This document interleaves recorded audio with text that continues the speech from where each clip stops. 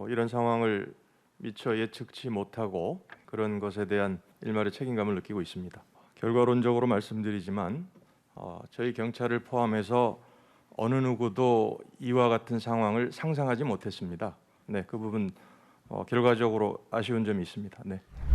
이제 많은 분들이 지적하고 언론에서도 지적하고 있는 것에 대해서는 당일날 그러니까 29일 날 23시 01분경에 대통령께 보고가 되고 29일 23시 20분경에는 이상민 행안부 장관이 인지를 했다고 하는데 김광호 서울청장이 23시 36분에 뒤늦게 이 사항을 인지한 것으로 알려져 있습니다. 그거는 사실인가요? 예, 현재까지 확인된 것으로 그렇습니다. 네.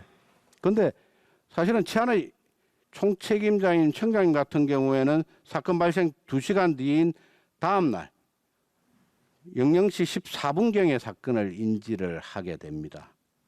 중간에 상황 담당관으로부터 문자나 전화를 통한 보고 시도가 있었던 것으로 알려지고 있는데 결국은 우리 청장님의 안일한 대처로 인해 가지고 보고도 늦어진 것으로 파악되는데 이에 대해서는 청장님 입장은 뭡니까?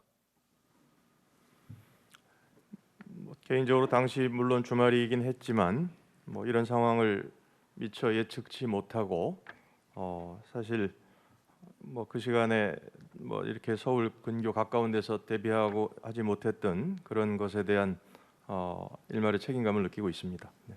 그날 29일 날 토요일 날 거의 10만 명에 달하는 인원이 강화문 일대 등에서 집회가 있을 것이라는 것은 이미 그 전부터 다 예상이 됐던 건 아닙니까? 네, 맞습니다. 이제 통상 업무 시스템이 사실 그 지난 29일이 아닌 22일 정도 상황이면 물론 제가 대책회의도 주관을 하고 상황 관리를 했습니다만 29일 시내 상황은 서울청장 정도로 대처해도 문제가 없겠다는 사실 그런 판단을 했습니다. 그런 판단을 할 근거가 뭔가요? 그러니까 지금 할로윈 상황을 말씀하시는 아니요, 그 집회 상황. 네, 집회 상황은 물론 청장님이 왜 네. 제천까지 내려갔냐 이 부분에 대해서 그 질의를 드리기 위해서 조금 전 그 질의를 드린 겁니다. 예, 의원님 말씀 잘 알겠습니다. 제가 8월에 청장으로 취임한 이후 사실은 주말이라고 해서 이렇게 지방을 자유롭게 내려간 적이 사실 한 번도 없습니다. 이 29일 이전까지 국정감사 등을 비롯한 여러 가지 일정을 수행하고 요주 정도는 조금 그래도 여유가 있겠다 싶어서 사실 제가 과거에 근무했던 지역에 내려가서 뭐 등산도 했고 그 지역에서 취침을 한 바 있습니다. 네, 그 부분 결과적으로 아쉬운 점이 있습니다. 네.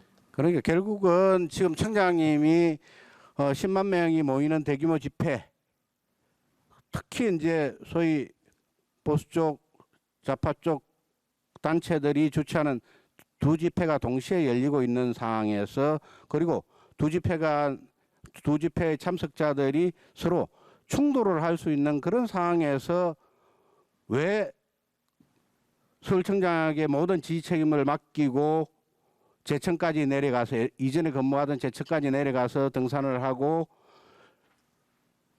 캠핑장에서 주무셨냐 하는 부분에 대해서 많은 분들이 이해를 못하죠. 그렇다면 이제 그 22일의 집회 같은 경우에는 충돌 우려 등으로 인해 가지고 좀 더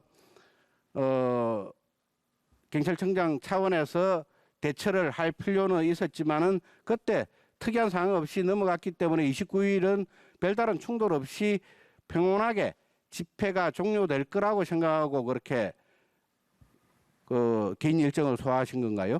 예, 그렇습니다. 제가 경찰청장으로서 당시까지 보고받은 내용 그리고 제가 30여 년 경찰 생활을 해오면서 뭐 그런 판단을 했습니다. 그 부분에 대해서 청장으로서 좀 더 엄정하게 또는 뭐 좀 더 신중하게 하지 못했다는 질책을 하신다면 그 부분은 달게 받겠습니다. 예. 그런데 이제 관할 서인 용산경찰서는 29일 날 이태원 할로윈데이 주말을 맞아서 시민 안전과 질서 확립을 최우선 과제로 종합 치안 대책을 추진하고 경찰력을 집중하겠다고 하면서 경찰 200여 명 이상을 현장에 배치해서 할로윈 시민 안전과 질서 유지에 역량을 집중할 것이라고 강조했지만 정작 현장에 배치된 인력은 137명에 불과했습니다. 결국은 그래서 시민의 안전과 생명을 지키지를 못했습니다. 왜 이런 현상이 나타난 겁니까? 결과론적으로 말씀드리지만 저희 경찰을 포함해서 어느 누구도 이와 같은 상황을 상상하지 못했습니다. 그랬다 그러면 저희가 당연히 기동대 아니라 그보다 더한 경력을 투입했을 겁니다. 그러나 그러지 못한 점에 대해서는 너무 송구스럽고 안타깝게 생각을 합니다. 그리고 137명이라는 인원은 기존 저희가 17년부터 있었던 할로윈 대회와 비교했을 때 결코 작지 않은 인원입니다. 저희가 통계적으로도 가지고 있습니다만 그 정도 인원을 가지고 있는 요 137명이라 하더라도 실제 만약에 이와 같은 상황을 예상했다 그러면 충분히 사실은 대응이 가능한 인력입니다. 그러지 못한 부분에 대해서 송구스럽게 생각합니다. 그러니까 이제 지금 이 부분에 소위 진상 규명을 위해서 경찰청 국가수사본부 산하에 특별수사본부를 지금 설치를 해서 수사를 하고 있죠. 예, 그렇습니다. 지금 우리 많은 국민들께서 의아스럽게 생각하시는 거 9시 30분경 상황을 인지한 용산경찰서장이 11시가 넘었어야 현장에 도착을 했다. 인근 녹사평역에까지는 승용차로 진입하는데 별 문제가 없었지만은 마지막 그 이태원 현장까지 참사 현장까지 계속 승용차로 진입하기에는 교통 통제 혼잡 등으로 굉장히 어려움이 많았는데 그럼에도 불구하고 계속 차량 이동을 시도하다가 그렇게 현장 도착이 늦었고 또 그 반면에 경찰 상황 보고에서는 거의 훨씬 이전에 현장에 도착해서 지휘를 하고 있었다라고 이렇게 허위 기재가 된 부분도 있었다라는 의혹이 제기가 되고 있습니다. 우리 국민들은 용산경찰서장이 현장을 뒷짐을 지고 걸어 다녔다. 그리고 이태원 파출소 위에 옥상에서 그렇게 현장을 보기만 했다라는 이런 지적들이 언론을 통해서 나오고 있습니다. 이 부분에 대해서는 진상 확인은 하고 계신가요? 예, 의원님 지적하신 부분 본인도 화면도 보고 다 내용도 보고 받았습니다. 다시 한번 뼈아프게 생각하는 부분이고요. 국민들께서 한 점에 의혹이 없도록 철저하게 진상 규명을 하겠다는 말씀을 드립니다. 지금 특별수사본부에서는 용산서장 집무실이나 핸드폰 등에 대해서도 압수수색을 실시를 했습니까?